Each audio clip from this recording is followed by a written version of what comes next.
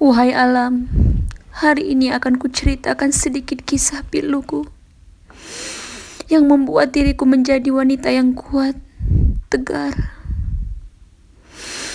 Alam, bersediakah kau mendengarkan ceritaku? Baiklah. Cerita ini berawal ketika aku masih kecil, ketika aku masih rapuh. Ya, aku ingat. Di saat itu, bulan puasa, aku melihat ibuku sedang kebingungan. Dia berkata bahwa sudah tidak ada lagi nasi,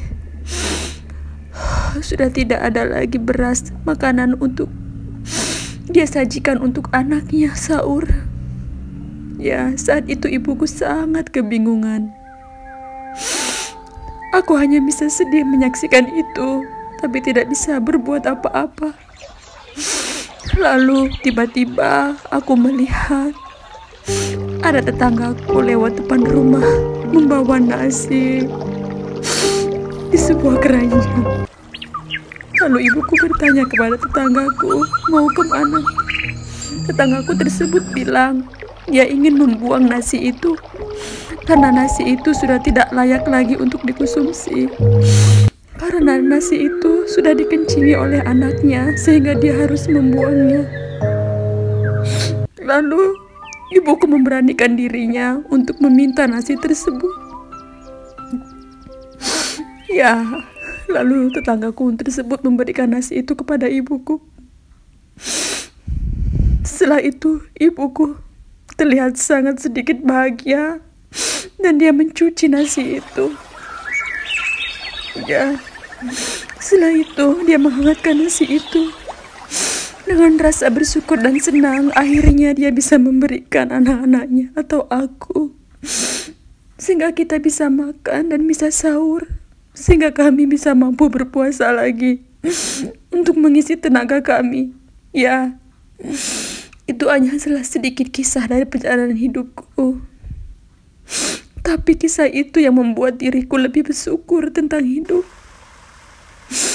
Sobat, jika kalian tercipta menjadi orang mampu, maka ingatlah, selalulah bantu orang-orang di sekitar kalian. Tengoklah saudara-saudara kalian, tetangga kalian, orang-orang terdekat. Apakah mereka bisa makan? Bantulah sobat orang-orang di sekitarmu. Inilah yang membuat diriku sekarang menjadi wanita yang kuat dan selalu ingat. Ya, itu adalah sedikit kisah. Semoga bisa menginspirasi.